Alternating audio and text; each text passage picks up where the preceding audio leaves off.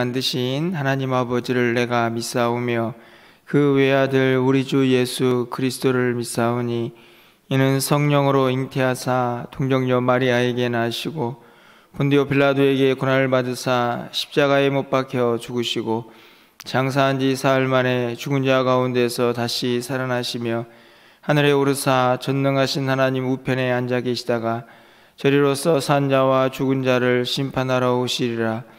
성령을 믿사오며 거룩한 공회와 성도가 서로 교통하는 것과 죄를 사하여 주시는 것과 몸이 다시 사는 것과 영원히 사는 것을 믿사옵나이다. 아멘. 찬송가 310장 찬양드리겠습니다.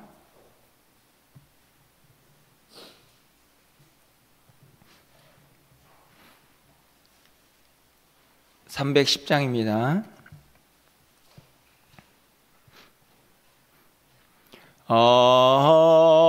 하나님의 은혜로 있을 데 없는 자 왜 구속하여 주는지 난 알 수 없도다.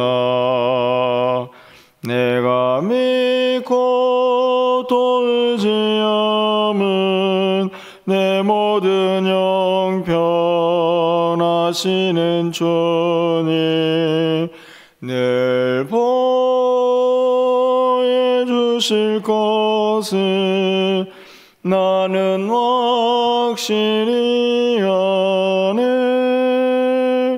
왜 내게 굳센 믿음과 또 복음 주셔서 내 마음이 항상 편한지 난 알 수 없도다. 내가 믿고 또 의지함은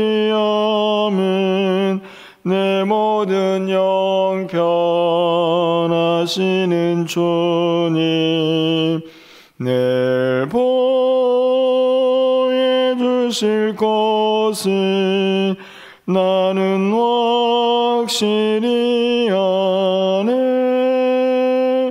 왜 내게 성령 주셔서 내 마음 감동해 주 예수 믿게 하는지 난 알 수 없도다. 내가 믿고 또 의지함은 내 모든 영 변하시는 주님 늘 보여주실 것을 나는 확실히 아네. 주 언제 강림하실지 옥 밤에 옥 낮에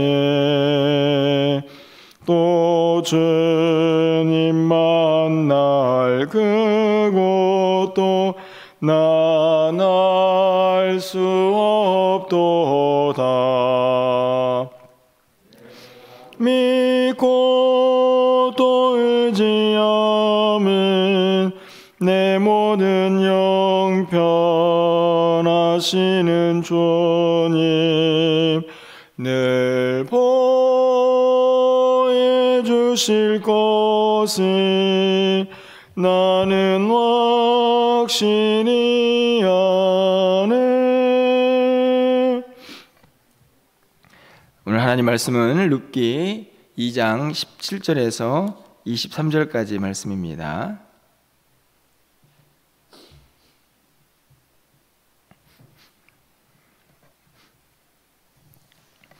구약성경 404쪽에 있습니다. 룻기 2장 17절에서 23절까지 말씀을 한 절씩 교독하고 마지막 절은 함께 읽겠습니다.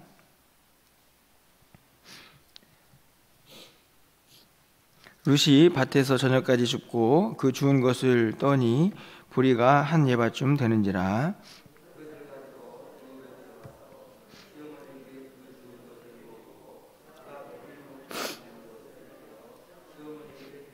시어머니가 그에게 이르되 오늘 어디서 주었느냐 어디서 일을 하였느냐 너를 돌본 자에게 복이 있기를 원하노라 하니 룻이 그에게 누구에게서 일했는지를 시어머니에게 알게 하여 이르되 오늘 일하게 한 사람의 이름은 보아스니이다 하는지라.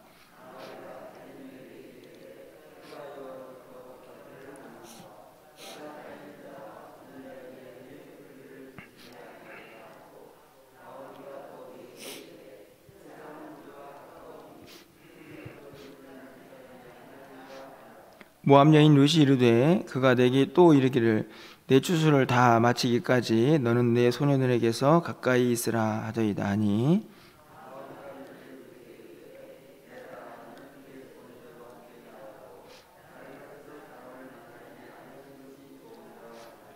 23절입니다.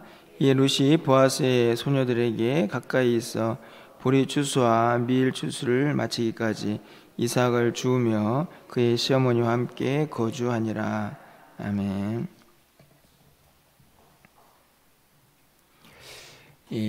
우리가 늘 잘 알고 있지만 이 땅을 살아가는 동안에 우리는 참 많은 관계 속에서 서로 얽혀서 이렇게 살아가게 됩니다.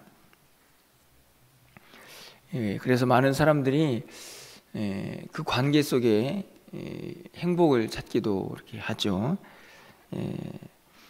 관계가 잘 형성이 되면 행복하다 이렇게 말을 하기도 하고, 그 관계가 깨어졌을 때 우리는 불안해하고 또 그 안에서 염려가 생기기도 합니다. 그런 관계 속에서 이 가정이라는 아주 특수한 공동체의 모습을 우리가 생각해 보게 되는데요. 아마도 함께하는 시간이 많고 늘 같이 하는 이 가정에서의 관계는 사람의 마음속에 행복과 불행을 구분하는 데 있어서 더 큰 영향을 미치지 않나 하는 생각들을 갖게 됩니다. 5월 가정의 달인데 어떠신가요? 여러분 가정 안에 관계들이 좀 있지 않습니까? 그런 관계들은 건강하고 또 여러분이 생각하시기에 그 관계 속에서 나는 행복하다 하는 그런 느낌을 혹시 갖고 살고 계시는지요? 가정 안에 있는 관계 속에서 가장 어려운 관계가 뭘까 이런 생각을 좀 해보게 되는데요. 그것은 아마 시자가 들어가는 관계가 아닌가 생각이 듭니다. 여러분 어떠신가요? 사람들은 그렇게 이야기하더라고요. 시자가 들어가는 관계는 너무 어렵다. 그래서 시어머니, 시아버지, 시누이, 물론 상대적일 수 있겠지만 사람들은 종종 그 시자에 대해서 많은 어려움을 겪고 있지 않나 하는 생각을 갖게 됩니다. 오늘 본문에요, 제가 이렇게 길게 선언을 이야기하는 이유는 아주 특별한 관계가 등장을 하죠. 오늘 17절부터 우리가 읽은 쭉 본문에 보면요, 나옴이라는 이름 대신에 시어머니라는 단어를 계속 사용을 하고 있는 것을 볼 수 있습니다. 그렇죠? 19절에서도 그렇고 23절의 끝자락에서도 그의 시어머니와 함께, 물론 나옴이라는 이름도 등장을 하고 있지만 시어머니라는 단어를 쓰면서 룻과 이 나오미와의 관계를 어찌 보면 잊어버리지 않도록 성경이 계속 우리에게 말해주고 있다, 이런 생각이 들게 됩니다. 이 나오미와 룻은 우리가 알고 있던 것처럼 어떤 관계입니까? 시어머니와 며느리 관계죠. 이 둘의 관계는 일반적으로 어떤 관계입니까? 여러분이 경험하고 있는 그 관계는 어떤가요? 사실은 쉬운 관계는 아니지 않나 생각이 듭니다. 우리가 그래서 일반적으로 고부간의 갈등, 이런 단어들을 종종 사용을 하기도 하죠. 오늘 이 룻과 나오미의 관계가 이 시어머니 그리고 며느리 이렇게 관계라고 말씀을 드렸는데, 이 관계가 사실은 더 어렵게 우리가 생각이 될 수 있는 이유는 그 관계를 형성하고 있는, 그러니까 그 관계를 이루게 해준 사람이 존재하지 않기 때문입니다. 무슨 말씀이냐 하면, 이 시어머니랑 며느리랑의 관계는 누구 때문에 형성이 되는 겁니까? 아들 때문에 형성이 되는 거죠.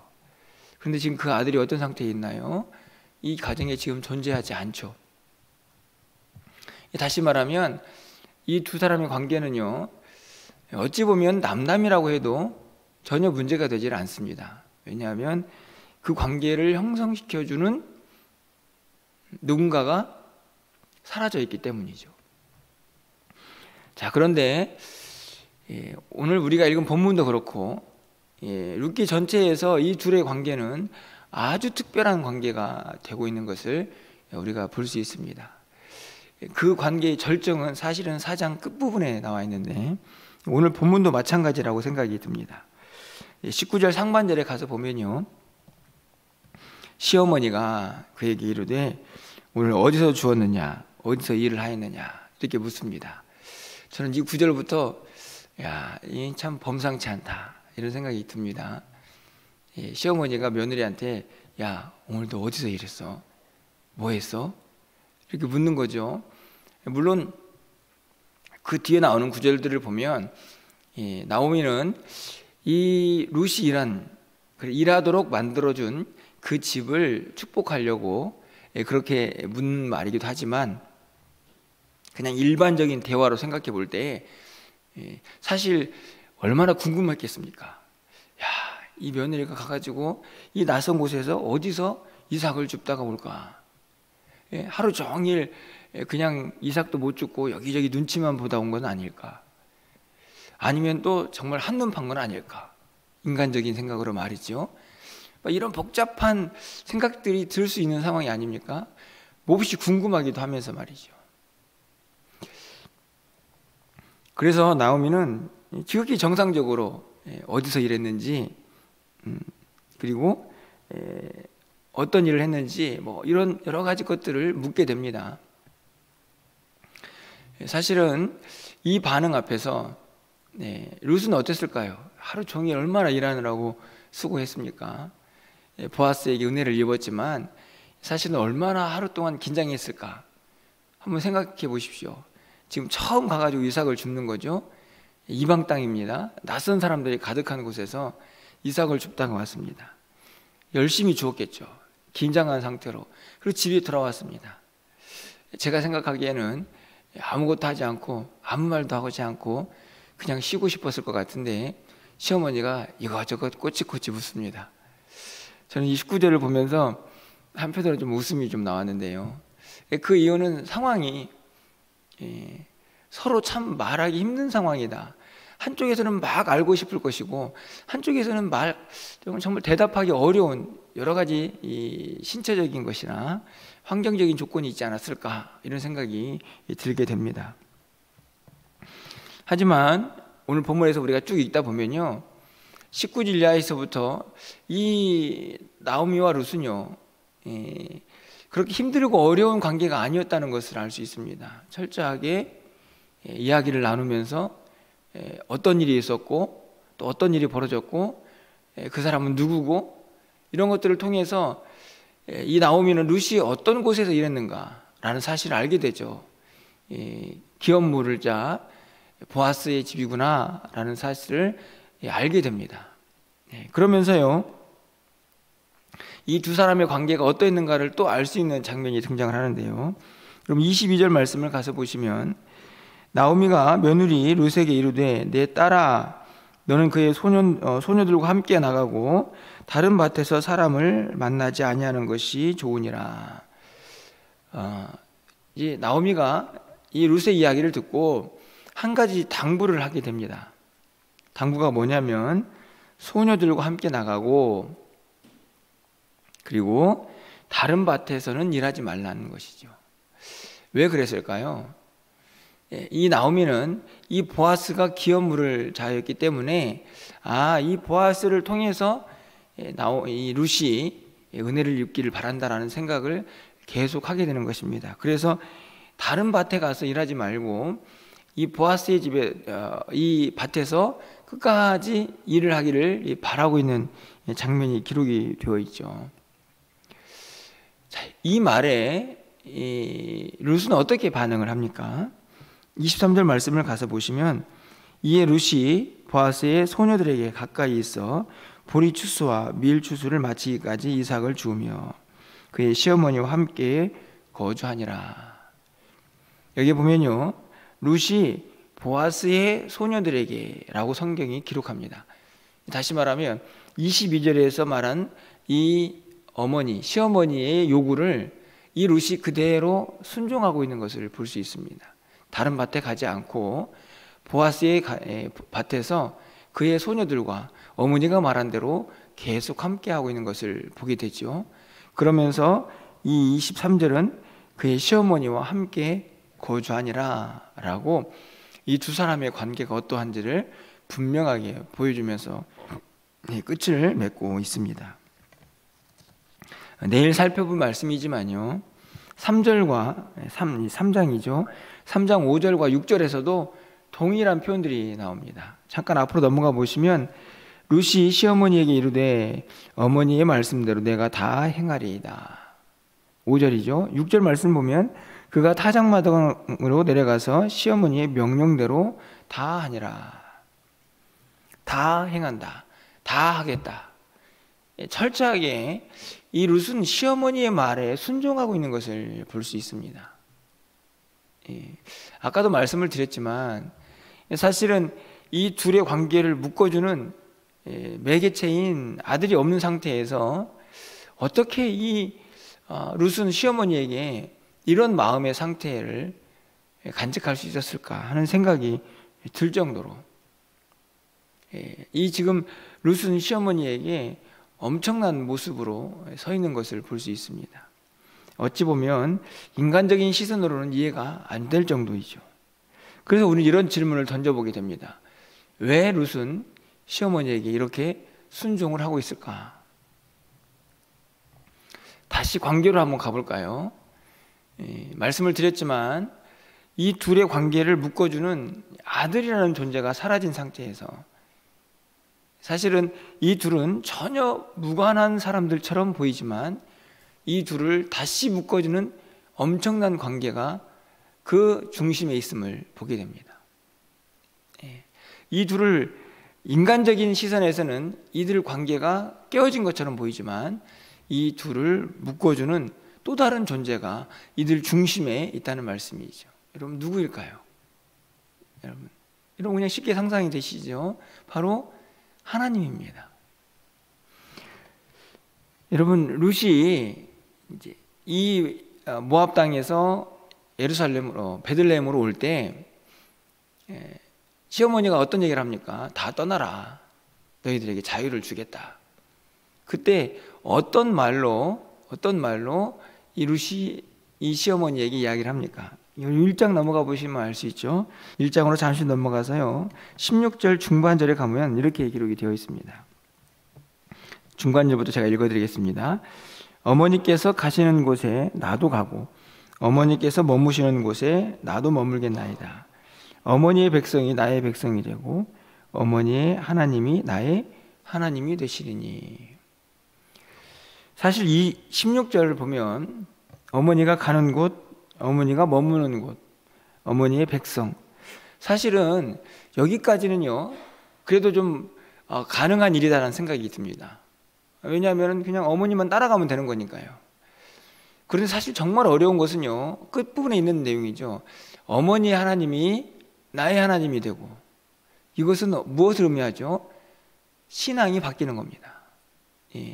모압 땅에 살았기 때문에 아마 철저하게 어렸을 때부터 우상을 숭배하는 일에 익숙해 있었을 것입니다. 그런데 이 모압 여인이 이 하나님을 믿는 나오미의 가정에 시집을 왔고, 그리고 그 하나님을 알게 되었고, 이제는 그 하나님이 어머니 하나님만이 아니고 나의 하나님이라는 사실을 고백하죠. 그래서 1장 17절에 보면 하반절에서 내가 죽는 일 외에 어머니를 떠나면 여호와께서 내게 벌을 내리시고 더 내리시기를 원하나이다. 어머니와 사실은 계약 같은 걸 맺지 않습니까? 어떤 약속입니까? 내가 절대로 어머니에게 절 떠나지 않는데 만약에 떠난다고 하면 하나님이 나에게 벌을 내리실 것이다. 다시 말하면 그 계약의 중심에 누구를 두고 있나요? 하나님을 두고 있는 것이죠. 다시 말하면요, 이 나오미와 룻 사이에 그들의 관계를 형성시켜주는 아들은 사라졌지만 오히려 더 구체적으로 그들의 관계를 완벽하게 만들어줄 하나님이 그 중심에 있다는 사실을 오늘 본문이 우리에게 가르쳐주고 있습니다.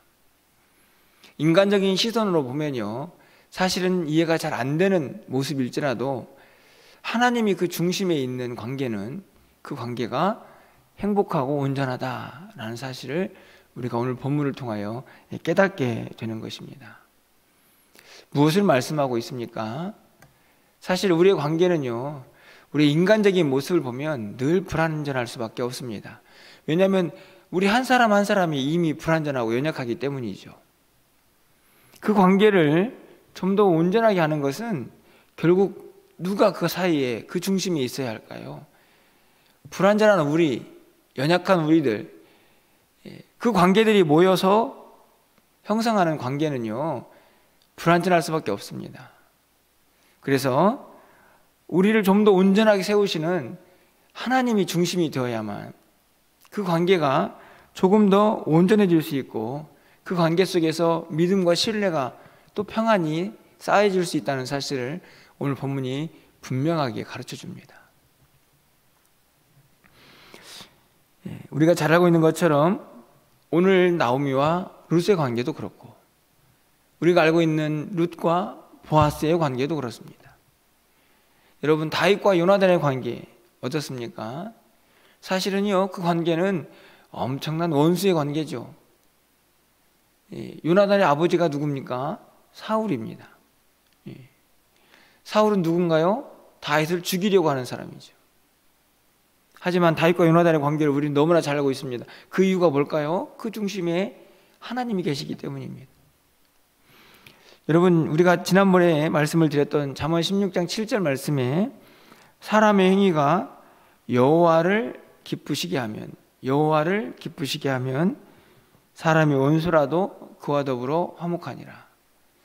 여기서 말씀을 보면요, 결국 관계의 중심에 누가 있느냐, 그것이 우리에게 얼마나 중요한가 하는 것을 알 수가 있습니다. 가정의 달이라고 하는 5월을 맞이했는데요, 오늘 말씀을 통해서 간절히 바라는 것은 오늘 이 아침에는 우리 주변에 있는 좀 관계들을 한번 좀 다시 살필 수 있는 그런 시간이 되었으면 좋겠다 하는 바람을 갖습니다. 우리 모두는 그 관계가 조금 더 온전해지기를 바라죠. 그러기 위해서는요, 반드시 그 중심에 하나님이 있어야 한다는 사실을 우리가 잊지 말아야 합니다. 그런 의미에서 믿는 자들의 관계에서도 마찬가지죠. 우리의 이 악한 모습들만 가지고는 우리가 믿는다고 해서 그 관계가 온전해지는 것이 아닙니다. 그 중심에 늘 하나님이 계셔서 상대방의 약점을 보이거나 내가 부족한 모습이 보일 때에 그 문제의 해결자가 하나님이라는 사실을 우리가 믿고 나아갈 때에 그 관계가 조금 더 온전해질 수 있다는 사실을 잊어서는 안 되는 것이죠. 한 가지 더 말씀을 드리는 것은, 그래서 하나님을 중심으로 하는 관계가 참 좋은데, 그것이 너무나 중요한데, 사실 우리가 사는 모든 삶의 영역에서 하나님이 없는 관계가 참 많이 있지 않습니까? 여러분 주변에 여러분이 알고 있는, 여러분이 만나고 있는 많은 사람들이 다 예수를 믿는 것은 아니죠. 어떻게 해야 할까요? 여러분, 그 관계가 어떻습니까?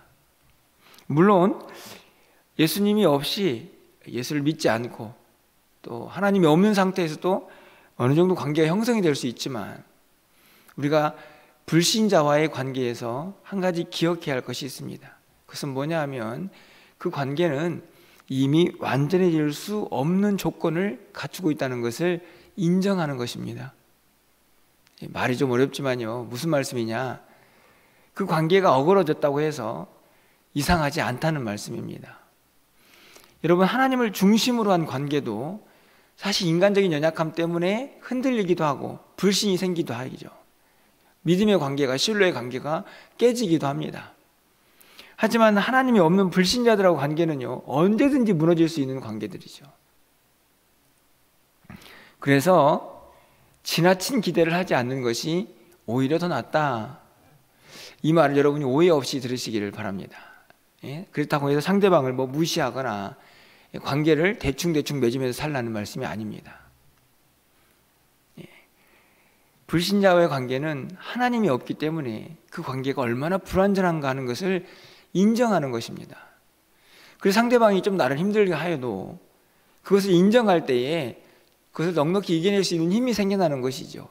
그래, 하나님을 알지 못하니까. 사실 그렇습니다. 여러분들, 이 사실을요, 우리가 좀 인정하고 인식하는 것이 매우 중요하다고 저는 생각이 듭니다. 그래서 오늘 아침에 여러분이 기도하실 때에 믿는 자들의 관계에서는요, 더 하나님을 중심으로 해서 그 관계가 더욱더 돈독해지고 더 굳건해지기를 바라는 그런 기도가 하나님께 좀 드려졌으면 좋겠고, 또 불신자와의 관계에서 가장 좋은 것은 그 불신자가 하나님을 아는 것이죠. 그래야 더 그 관계가 온전해질 수 있기 때문입니다. 그리고 더 나아가서 그 관계가 좀 불완전할지라도 우리가 너무나 실망하거나 낙담할 필요가 없다는 것입니다. 왜냐하면 하나님이 없는 관계는 온전해질 수 없기 때문입니다. 여러분들이 그 관계 속에서 뭔가 좀 성경적인 지식, 또 어떤 가치관, 이것들을 좀 잘 세우고 그렇게 살았으면 좋겠다 하는 바람을 좀 이 아침에 갖게 됩니다. 간절히 바라기는 어떠하든지 간에 여러분의 모든 관계 속에 하나님이 늘 중심이 되셔서 여러분의 관계가 더욱 여러분의 삶을 행복하게 하고 더 하나님 앞에 가까이 나가게 하고 여러분의 믿음도 더 굳건하게 세워지는 그런 관계로 서로에게 좋은 영향들을 끼칠 수 있는 그런 관계가 여러분 주위에 더 많아지기를 간절히 소망합니다. 특별히 여러분 가정 안에서 그런 관계가 더 많이 세워지고 서로에게 그런 믿음의 도전과 교훈을 주고 영향을 줄 수 있는 그런 관계들이 더 많이 형성될 수 있기를 주님의 이름으로 간절히 축원합니다. 기도하겠습니다. 사랑의 하나님, 우리가 이 땅을 살아가는 동안에 참 많은 관계들을 맺으며 살아갑니다. 그 관계가 어떠한지 오늘 이 아침에는 서로를 살피며 하나님 안에서 기도하고 그 관계가 더 온전해지기를 소망하는 마음으로 나아갈 수 있는 이 아침이 되게 하여 주시옵소서. 룻과 나오미의 관계는 시어머니와 며느리의 관계였습니다. 사람들이 많이 어려워하는 관계지만 오늘 말씀을 보면 얼마나 순종적이고 얼마나 사랑이 넘치고 믿음이 있는 관계인지를 다시 한번 깨닫게 됩니다. 하나님, 그 이유는 다른 데 있지 않고 그들의 중심에 하나님이 계심을 우리가 말씀을 통하여 보았습니다. 간절히 바라기는 우리에게도 이런 관계가 더 많이 세워질 수 있도록 주께서 인도하여 주시옵소서. 우리의 믿음의 관계가 더욱더 든든히 세워지게 하여 주셔서 서로에게 힘이 되게 하시고 위로가 되게 하여 주시고 서로에게 믿음의 도전이 되게 하나님께서 인도하여 주셔서 이 관계들을 통하여 하나님 앞에 더 가까이 나가고 우리의 믿음이 더욱더 굳건해질 수 있도록 하나님 도우시고 인도하여 주시옵소서. 간절히 바라기는 우리 가정에도 이런저런 관계가 있습니다. 하나님, 그 관계가 얼마나 소중한지 너무나 잘 알고 있습니다. 그러기에 그 관계의 중심에도 우리 주님이 함께하여 주시옵소서. 아직도 예수님을 알지 못하는 가정의 식구들이 있다면 그 마음을 활짝 열어주셔서 주님을 알게 하여 주시고 그 믿음을 통하여 온전한 관계들이 형성될 수 있도록 주께서 도우시고 인도하여 주시옵소서. 간절히 바라기는 이 5월의 가정의 달, 우리 사랑하는 성도들 기도합니다. 무엇보다도 그 믿음을 통하여 온 가정이 믿음 안에서 하나가 될 수 있는 놀라운 역사를 주께서 허락하여 주시옵소서. 그리하여 2022년도의 5월은 우리의 가정에서 절대로 잊혀지지 않는 복된 은혜가 넘쳐나는 그런 가정 될 수 있도록 주께서 은혜 내려 주시옵소서. 오늘도 사랑하는 성도들이 기도하오니 그 기도를 들어응답하여 주시고 우리의 삶에 주님이 허락하신 놀라운 은혜가 차고 넘치는 복된 한 날이 되게 하여 주시옵소서. 예수 그리스도의 이름으로 기도합나이다. 아멘.